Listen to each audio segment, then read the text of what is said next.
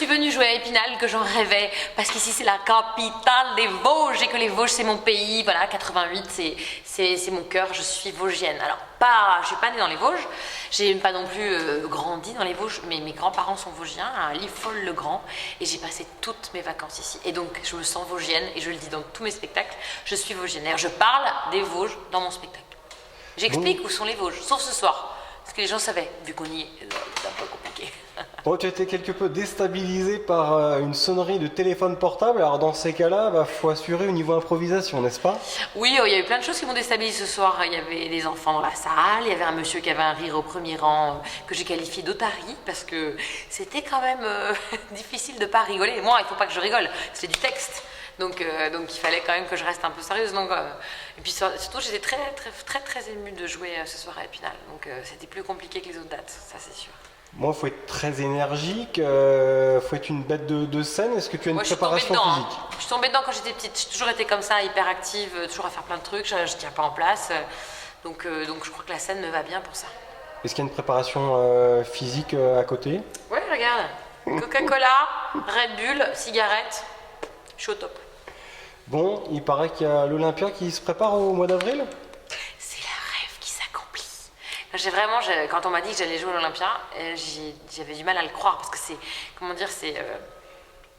le rêve quoi, pour une comédienne, d'aller jouer son spectacle là-bas. C'est une scène mythique, donc je suis comme une dingue. En plus, du coup, moi j'ai déjà joué à l'Olympia, mais en première partie uniquement. Là, il va y avoir mon nom sur les lettres en rouge comme ça. Et puis l'Olympia, c'est une salle mythique, magique, mais aussi des coulisses incroyables. Donc je vais faire des tirages au sort des gens dans la salle pour venir visiter les loges avec moi, boire du champagne et pour pouvoir profiter de cet endroit magique. Parce qu'il y a des mains dans les murs, à des endroits, il y a des gens qui ont signé des affiches, les Beatles et tout. Enfin non, franchement, c'est magique. Il y a un message dans ton spectacle, c'est aller au bout de vos rêves, c'est un peu ce qui t'est arrivé. Ouais, c'est ce que j'ai fait en fait. J'ai changé de vie, j'ai quitté la robe d'avocat pour devenir comédienne, ce que j'en rêvais. Et je le dis à tous les gens que je croise, on n'a qu'une vie, donc faites le maximum pour en profiter et surtout réalisez vos rêves. Voilà, c'est ça le message du spectacle. Est-ce que tu as la progression rêvée? Parce que tu as bientôt 40 ans, c'est ça? Non. Non, j'ai 31 ans. Voilà. Bip. Il y a eu du chemin parcouru depuis Laurent Ruquier. Bip. Bip. Oh là. Elle est partie. Qu'est-ce qui se passe? Vous m'avez posé une question, je n'ai pas compris. Allô? Question suivante? Il y a eu du chemin parcouru depuis Laurent Ruquier, n'est-ce pas Caroline? Mais qui est Laurent Ruquier? Je ne vois pas du tout de quoi vous parlez. Ah, vous parlez de l'émission de Laurent Ruquier, oui. T'as fait un peu de radio également? Oui, avec Stéphane Bern et Anne Romanoff, Europe 1, RTL. C'était super. D'ailleurs, Anne Romanoff, je refais de la radio bientôt avec elle sur Rire Chanson. Bonne expérience, très formateur. Super. C'est pas le même rythme la radio, parce qu'il n'y a pas de visuel, donc il faut que ce soit de l'humour qui tombe comme ça avec un rythme très spécifique. J'adore ça.